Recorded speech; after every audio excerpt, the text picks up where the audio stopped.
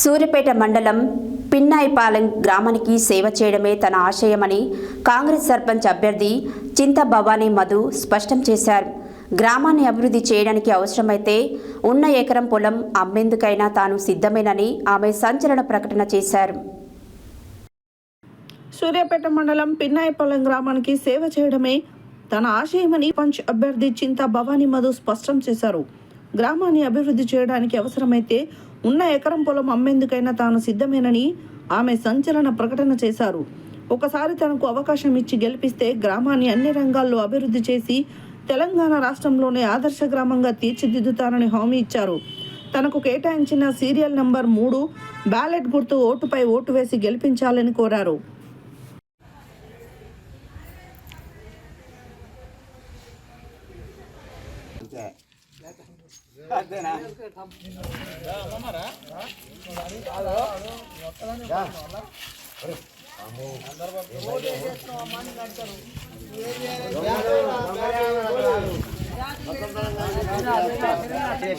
కాంగ్రెస్ బలపరిచిన భవన్ గారు పోటీ చేసింది.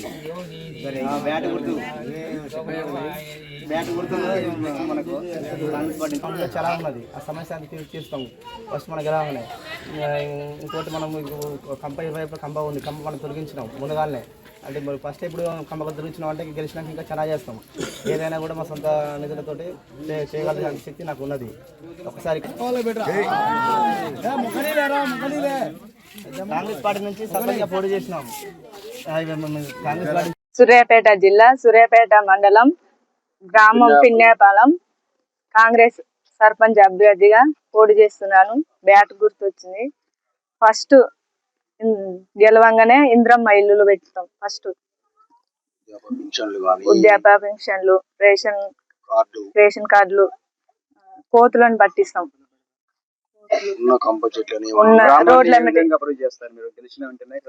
కాంగ్రెస్ అనేక సంక్షేమ పథకాలు అమలు చేస్తుంది. అంటే ఇందిరా మిల్లు కానీ వృద్ధులకి పెన్షన్స్, రేషన్ బియ్యం, కోతులు అన్ని సాయం చేయాలి. నమస్తే అండి, మాది సూర్యాపేట జిల్లా సూర్యాపేట మండలం పిన్నాయిపాలెం గ్రామం. పిన్నాయిపాలెం గ్రామం నుంచి కాంగ్రెస్ పార్టీ బలపరిచిన అభ్యర్థిగా చింత భవానీ గారు మధుసూదన్ గారు కాంగ్రెస్ పార్టీ నుంచి పోటీ చేయడం జరిగినది. మాకు వచ్చేసి 3వ నెంబర్ సీరియల్ బ్యాట్ గుర్తు వచ్చినది. ఆ బ్యాట్ గుర్తు పిఠాపురం గ్రామ ప్రజలు మాకు అందరు కలిసి సీరియల్ నెంబర్ 3 మీద బ్యాట్ గుర్తు మీద ఓటు వేయాల్సింది కోరుచున్నాము. ఒకవేళ గ్రామ ప్రజలు ఓటు వేసి మీకున్న అనుకుంటున్నారు అంటే ఎలా అభివృద్ధి చేయాలనుకుంటున్నాం అంటే, ఇప్పుడు కాంగ్రెస్ పార్టీ అధికార పార్టీ. ఇప్పుడు కాంగ్రెస్ పార్టీనే గెలిచినాక కాంగ్రెస్ పార్టీ ఉన్నది, అధికారంలో కాంగ్రెస్ పార్టీ ఉన్నది కాబట్టి ఏ పని చేయాలన్నా కూడా అధికార పార్టీ తోటే సాధ్యమవుతుంది. ఇప్పుడు మెయిన్ ఫస్ట్ ఆఫ్ ఆల్ ఏంటంటే, మా విలేజ్ లో చాలా మందికి ఇల్లు లేవు. గెలవంగానే కాంగ్రెస్ పార్టీ అధికారంలో ఉంది కాబట్టి ఇల్లు తీసుకొస్తాం. ఆల్రెడీ ఇందిరా మిల్లులకు మా ఊరికి శాంక్షన్ అయినాయి. ఈ ఎలక్షన్ కోడ్ వల్ల ఆ ఇందిరా మిల్లు అనేది కొంచెం ఆగినాయి. ఈ ఎలక్షన్ కోడ్ అయిపోగానే ఏమంటే ఇందిరా మిల్లులు తీసుకొచ్చి అర్హులైన ప్రతి ఒక్కరికి 50 నుంచి 100 ఇల్లు దాకా తీసుకొచ్చి ప్రతి ఒక్కరికి ఇల్లు కట్టుకునే, నిరుపేదలకే కట్టుకునే విధంగా చూస్తాం. గ్రామ సమస్య ఇప్పుడు కోతుల నిజంగా వాస్తవం చెప్పాలంటే పిన్నాయిపాలెం గ్రామ పంచాయతీలో కోతుల బెడద అనేది చాలా ఎక్కువ ఉన్నది. ఇప్పుడు చాలా కోతులు ఉన్నాయి. మా ఊరి గ్రామ పెద్దలు చాలా మంది అందరూ కలిసి ఒకసారి పట్టించారు. అయినా కూడా ఇంకా చాలా ఉన్నాయి. మేము గెలవగానే ఫస్ట్ ఆఫ్ ఆల్ చేసేది ఇంద్ర మిల్లు, తర్వాత సెకండ్ హాఫ్ చేసేది కోతులది. కోతులను ఊళ్ళో ఒక్కటి లేకుండా మా 5 సంవత్సరాల పేరులో ఒక్క కోతిని ఊళ్ళోకి రాకుండా మొత్తం పట్టించి ఆ కోతుల బెడద లేకుండా, ఇంకోటి కుక్కల బెడద లేకుండా, కుక్కలు అనేది చాలా వ్యాపించిపోతున్నాయి. దాన్ని చంపకుండా ఎలా నివారించాలనేది చర్యలు తీసుకొని ముందుకు పోతుంటాం. వాస్తవానికి నిజంగా అంటే గత 10 సంవత్సరాల నుంచి టీఆర్ఎస్ ప్రభుత్వం ఉంది, బీఆర్ఎస్ ప్రభుత్వం ఉన్నది. ఒక పెన్షన్ కూడా రాలేదు. ఇప్పుడు కాంగ్రెస్ ప్రభుత్వం రాగానే ఇప్పుడు కల్లుగీత కార్మికులు కానీ, వృద్ధాప్య కానీ, చేనేత కానీ, చాలా మంది వితంతులు, వికలాంగులు చాలా మంది ఉన్నారు. మేము డోర్ టు ప్రచారం చేస్తుంటే, అయ్యా మాకు పింఛన్ లేదయ్యా, మాకు ఇల్లు లేదయ్యా అని చాలా మంది అంటున్నారు. మేము గెలవంగానే అలా ఖచ్చితంగా పింఛన్లు పెట్టిస్తాము. ఇంకోటి కాంగ్రెస్ పార్టీ గెలవంగానే ఒక్కొక్కటి మేనిఫెస్టో అమలు చేసుకుంటా ముందుకు పోతుంది.